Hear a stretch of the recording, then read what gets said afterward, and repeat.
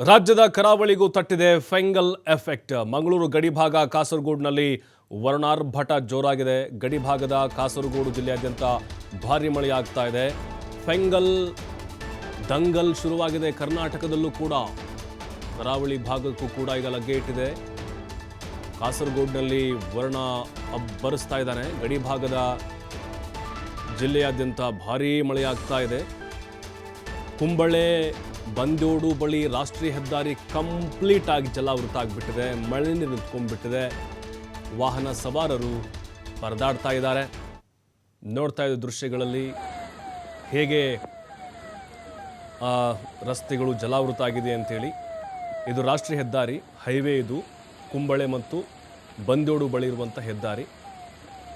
ನೋಡಿ, ಯಾವುದೋ ಒಂದು ಪ್ರವಾಹ ಇದೆಯೇನಪ್ಪ ಅಂತ ಅನ್ನಿಸ್ತಾ ಇದೆ ನಮಗೆ. ಪ್ರವಾಹ ಇದು ಮಳೆನೂ ಅಲ್ಲ, ಅಧಿಕೃತವಾಗಿ ಮಳೆಗಾಲನೂ ಅಂತೂ ಅಲ್ವೇ ಅಲ್ಲ. ಫೆಂಗಲ್ ಆರ್ಭಟ ಇದು ಕರ್ನಾಟಕದಲ್ಲಿ, ತಮಿಳುನಾಡಲ್ಲಿ ಹೆಂಗಿದೆಯೋ ಅದರಷ್ಟೇ ಕರಾವಳಿ ಭಾಗದಲ್ಲೂ ಕೂಡ ಈಗ ಆರ್ಭಟಿಸ್ತಾ ಇದೆ.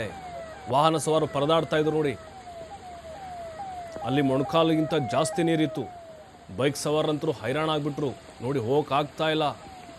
ಸಮುದ್ರದ ಅಲೆಗಳ ಹಾಗೆ ನೀರಿನ ಆರ್ಭಟ ಇತ್ತು ಅಲ್ಲಿ. ಶಾಲಾ ಕಾಲೇಜುಗಳಿಗೆ ರಜೆ ಘೋಷಣೆ ಮಾಡಲಾಗಿದೆ.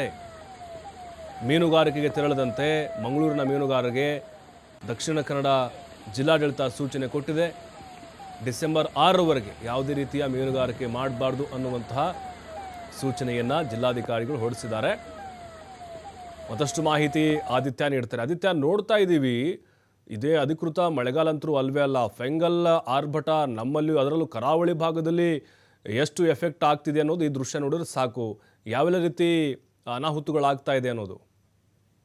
ಈಗ ನಾವು ಏನ್ ಈ ದೃಶ್ಯಗಳನ್ನ ನೋಡ್ತಾ ಇದೀವಿ, ಈಗ ಒಂದು ಆರಂಭಿಕ ಹಂತದ ದೃಶ್ಯಗಳು ಅಂತ ಹೇಳ್ತಾ ಹೋಗ್ಬೋದು ಪ್ರಭು. ಯಾಕಂದ್ರೆ ನಾಳೆ ದಿವಸ ಇದು ಇನ್ನೂ ಜಾಸ್ತಿ ಆಗುವಂತ ಸಾಧ್ಯತೆಗಳು ಇದೆ. ಅಂದ್ರೆ ಅಲ್ಲೊಂದ್ ಕಡೆ ಅನಾಹುತಗಳು ಸಂಭವಿಸುವಂತ ಲಕ್ಷಣಗಳು ಕೂಡ ಗೋಚರಿಸ್ತಾ ಇದೆ. ಈ ಹಿನ್ನೆಲೆಯಿಂದಾಗಿ ದಕ್ಷಿಣ ಕನ್ನಡ ಜಿಲ್ಲಾಡಳಿತವು ಕೂಡ ಸಾಕಷ್ಟು ಅಲರ್ಟ್ ಆಗಿದೆ. ಮತ್ತು ಕಾಸರಗೋಡು ಭಾಗದಲ್ಲಿ ಇವತ್ತು ಏನ್ ನಾವು ದೃಶ್ಯಗಳನ್ನ ನೋಡ್ತಾ ಇದ್ದೀವಿ, ಆ ಫ್ಲೈಓವರ್ ಗಳ ಮೇಲೆ ನೀರು ನಿಂತಿರುವಂತದ್ದು. ಈ ಕಾರಣದಿಂದಾಗಿ ಅಲ್ಲಿ ಶಾಲಾ ಕಾಲೇಜುಗಳಿಗೆ ರಜೆಯನ್ನ ಘೋಷಣೆ ಮಾಡಲಾಗಿದೆ. ನಾಳೆ ಇಂಥದ್ದೇ ಒಂದು ಪರಿಸ್ಥಿತಿ ಮಂಗಳೂರು ಭಾಗದಲ್ಲೂ ಕೂಡ ನಿರ್ಮಾಣವಾಗುವಂತ ಒಂದು ಸಾಧ್ಯತೆ ಇದೆ. ಯಾಕಂದ್ರೆ ಈಗಾಗಲೇ ಹವಾಮಾನ ಇಲಾಖೆ ಕೊಟ್ಟಿರುವಂತಹ ಮುನ್ಸೂಚನೆಯ ಪ್ರಕಾರ ನಾಳೆ ಮಧ್ಯಾಹ್ನದೊಳಗೆ ಮಂಗಳೂರು ಭಾಗದಕ್ಕೂ ಕೂಡ ಸೈಕ್ಲೋನ್ ಎಫೆಕ್ಟ್ ಅನ್ನುವಂಥದ್ದು ಹೊಡಿಲಿಕ್ಕಿರುವಂತದ್ದು. ಇಲ್ಲಿ ಇರುವಂತಹ ಪ್ರದೇಶಗಳು ಜಲಾವೃತವಾಗುವಂತಹ ಸಾಧ್ಯತೆಗಳು ಕೂಡ ಇದೆ. ಹಾಗಾಗಿ ಕಡ್ಡಾಯವಾಗಿ ಮೀನುಗಾರಿಕೆಗೆ ತೆರಳುವಂತಹ ಮೀನುಗಾರರಿಗೆ ಈಗಾಗಲೇ ನಿಷೇಧವನ್ನ ಹೇರಲಾಗಿದೆ. ಯಾವುದೇ ಕಾರಣಕ್ಕೂ ಕೂಡ ಮೀನುಗಾರಿಕೆಗೆ ಹೋಗಲೇಬಾರದು ಅನ್ನುವಂತಹ ರೀತಿಯಲ್ಲಿ ನಿಷೇಧವನ್ನ ಹೇರಲಾಗಿದೆ. ಜಿಲ್ಲಾಡಳಿತ ಈ ಬಗ್ಗೆ ಅಲರ್ಟ್ ಅನ್ನ ಘೋಷಣೆ ಮಾಡಲಾಗಿದೆ. ಮತ್ತು ಈ ತಗ್ಗು ಪ್ರದೇಶಗಳು ಏನಿದೆ, ಯಾವಾಗ ವ್ಯಾಪಕವಾಗಿ ಮಳೆ ಆಗುತ್ತೋ, ಯಾವೆಲ್ಲ ಪ್ರದೇಶಗಳು ನೆರೆ ಪೀಡಿತ ಪ್ರದೇಶ ಅಂತ ಗುರುತಿಸಲ್ಪಟ್ಟಿದೆಯೋ ಅಲ್ಲೆಲ್ಲ ವಿಶೇಷವಾಗಿ ಎಚ್ಚರಿಕೆಯನ್ನ ವಹಿಸಲಾಗ್ತಾ ಇದೆ. ಆ ಜನರಿಗೂ ಕೂಡ ಎಚ್ಚರಿಕೆಯನ್ನ ಮೂಡಿಸುವಂತ ಕೆಲಸಗಳನ್ನ ಮಾಡಲಾಗ್ತಾ ಇದೆ. ಇವತ್ತು ಗಾಳಿಯ ವೇಗ ಅನ್ನುವಂಥದ್ದು 30ರಿಂದ 35 ಕಿಲೋಮೀಟರ್ ವೇಗದಲ್ಲಿತ್ತು. ನಾಳೆ ಇದು 45 ಕಿಲೋಮೀಟರ್ ವರೆಗೂ ಹೋಗುವ ಸಾಧ್ಯತೆ ಇದೆ. ಆ ತರ ಏನಾದ್ರು ಆದ್ರೆ ಮಂಗಳೂರು ಭಾಗದಲ್ಲೂ ಕೂಡ ಏನು ಈಗ ನಾವು ಕಾಸರಗೋಡಿನಲ್ಲಿ ನೋಡ್ತಾ ಇದೀವಿ ಅಂಥದ್ದೇ ಒಂದು ವಾತಾವರಣ ನಿರ್ಮಾಣವಾಗಬಹುದು. ಮತ್ತು ಅದನ್ನು ಮೀರಿದಂತಹ ವಾತಾವರಣಗಳು ಕೂಡ ನಿರ್ಮಾಣವಾಗುವಂತ ಸಾಧ್ಯತೆ ಇದೆ. ಹಾಗಾಗಿ ಆ ಜಿಲ್ಲಾಡಳಿತ ಸದ್ಯ ಅಲರ್ಟ್ ಆಗಿದೆ ಪ್ರಭು. ಇವತ್ತು ಸಂಜೆಯ ವೇಳೆಗೆ ನಾಳೆ ಆ ಶಾಲಾ ಕಾಲೇಜುಗಳಿಗೆ ರಜೆಯನ್ನ ನೀಡಬೇಕು ಬೇಡ ಅನ್ನುವಂಥ ರೀತಿಯ ನಿರ್ಧಾರಗಳನ್ನೆಲ್ಲ ಕೈಗೊಳ್ಳುವಂತ ಸಾಧ್ಯತೆಗಳು ಕೂಡ ಇದೆ ಪ್ರಭು.